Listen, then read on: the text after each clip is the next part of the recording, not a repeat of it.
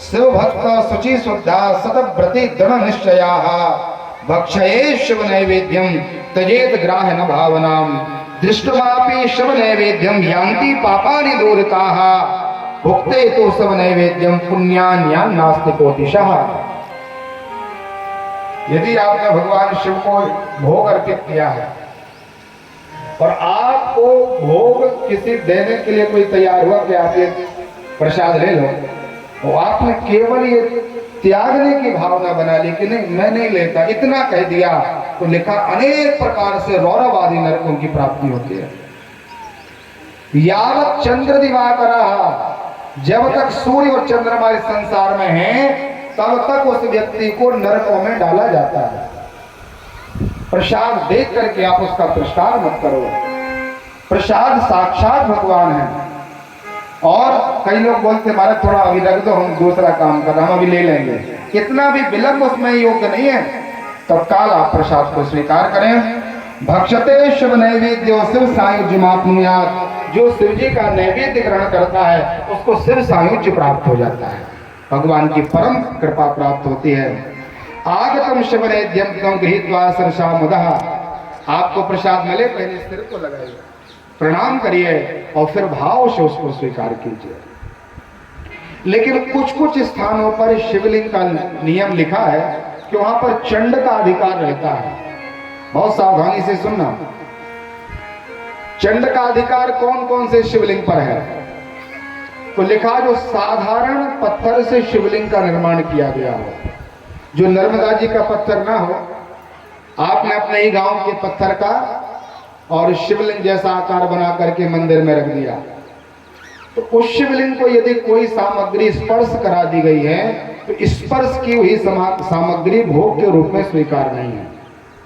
क्योंकि चंड नाम के भगवान के गण हैं, वो निरंतर भगवान शिव के सामने बैठे रहते हैं। कीर्ति मुख का नाम सुना होगा आप लोगों ने। जब पंडित जी लोग अभिषेक कराते हैं तो नंदीश्वराय नमः, वीरभद्राय नमः, कीर्ति मुखाय नमः, ये शिव जी के गण हैं। खूब भजन किया भगवान का, भगवान प्रसन्न नहीं हुए तो उन्होंने विचार कि अपने शरीर को ही पूरा कर दो, तो ये शरीर को नष्ट करने लगे, हाथ पैर सब समाप्त हो गए, खाते खाते केवल मुंह बचा उनका। शिवलिंग का जब परिवार बनाया जाता है तो केवल एक मुंह बनाया जाता है एक गण का, वो कीर्ति मुख जी है, केवल उनका सिर बचा है। भोले बाबा ने विचार किया इसने तो बड़ी सेवा की कि अपने शरीर को ही समर्पित कर दिया, तो भोले बाबा प्रकट हो गए। बोले शंकर भगवान की जय हो। बेटा बहुत अच्छी सेवा की तुमने, अपना शरीर ही चढ़ा दिया मुझे, इसलिए वरदान मांगो। बोले महाराज वरदान मुझे कुछ नहीं चाहिए, आप तो केवल इतनी कृपा कर दो कि हमें आपका नित्य निवास प्राप्त हो जाए, हम रोज आपके हर क्षण प्रतिपल आपके सामने रहें। आज भी भगवान के सामने कीर्ति मुख जी विराजते हैं। और भोले बाबा ने वरदान दे दिया कि तुम्हें जब भूख प्यास लगे तो हमारे शिवलिंग को जो चढ़ाया जाए तो वो सब तुम ग्रहण करते रहना। आज भी शिव जी के यहाँ भाव रूप में महात्मा चंडीस नाम के वह गण विराजते हैं और वह नैवेद्य और उनका जल वो ग्रहण करते हैं। किसी महात्मा के द्वारा स्थापित शिवलिंग, नर्मदेश्वर शिवलिंग, मणियों से निर्मित शिवलिंग यदि आपके यहाँ विराजमान है तो उनके स्पर्श किए हुए जल को भी, उनके स्पर्श किए हुए नैवेद्य को भी भाव से आप स्वीकार करें, ग्रहण करें। लेकिन साधारण यदि पाषाण के शिवलिंग हैं तो उनके शिवलिंग का जल और वहां का जो प्रसाद, स्पर्श किया वाला प्रसाद ग्राह्य नहीं है। दो प्रकार का भोग लगाते थे। एक भोग ऐसा लगाते कि केला लिया और सीधा शिवलिंग को चढ़ा दिया, और दूसरा क्या करते हैं किसी पात्र में, थाली में, कटोरी आदि में प्रसाद रखा, वो भाव से भगवान को निवेदन करते हैं कि भगवान ये प्रसाद आप ग्रहण कीजिए। तो पात्र में रख करके आप जो शिवलिंग के लिए भोग लगाते हो वो हर समय आपको लेने का अधिकार है, उसमें चंड का कोई अधिकार नहीं है। आप उस प्रसाद को, उस चरणामृत को, उस परमात्मा के नैवेद्य को खूब स्वीकार कीजिए, सिर से लगाइए, प्रणाम कीजिए। लेकिन शिवलिंग को स्पर्श कराया गया जो प्रसाद है, ऐसे स्थानों पर केवल चंड के लिए ही परमात्मा ने उसका अधिकार प्रदान किया। लिखा हुआ है महाराज, भगवान शिव और 33 कोटि के देवता शिवलिंग में प्रतिष्ठित हो जाते हैं। आपने शिवलिंग का पूजन कर दिया तो मानो दुर्गा जी का भी पूजन कर दिया, गणेश बाबा का भी पूजन कर दिया, नारायण का भी कर दिया, भगवान सूर्य का भी कर दिया। कहाँ तक कहें, जितने देवता इस संसार में हैं, प्रत्येक देवता का पूजन शिवलिंग में पूरा हो जाता है। और एक और बहुत बड़ी बात शिव पुराण में लिखी है, यदि आपके मंदिर में, घर में कोई दूसरे देवता बैठे और उनकी इतनी सी अंगुली छिल जाए, थोड़ा सा शरीर का विग्रह का कोई भाग निकल जाए, तो मूर्ति क्या हो जाती है? खंडित। हम क्या करते हैं, उनके अंदर विद्यमान जो भगवान हैं उनको मंत्रों के द्वारा उनसे विसर्जित करते हैं, पूरी विधि के द्वारा उस मूर्ति को पवित्र तीर्थ में ले जा करके और उनको पधरा देते हैं, विराजमान कर देते हैं। लेकिन लिखा शिवलिंग कितना भी खंडित हो जाए, शिवलिंग में कुछ भी ना बचा हो, अणु मात्र शिवलिंग इतना सा भी भाग बचा हो, तो उसमें से भगवान कभी जाते नहीं है। शिवलिंग कभी खंडित नहीं होता। बड़े बड़े तीर्थों में आप लोगों ने देखा होगा, नर्मदा जी की परिक्रमा करने जब आप लोग जाओगे तो देखोगे कि बिल्कुल शिवलिंग जैसे तो लगते ही नहीं कि ये शिवलिंग है। बीच में छिद्र है, गोल बना हुआ है, और शिव जी का वो जो विग्रह कई जगह से टूटा फूटा है, और फिर भी भाव से पूजा हो रही है।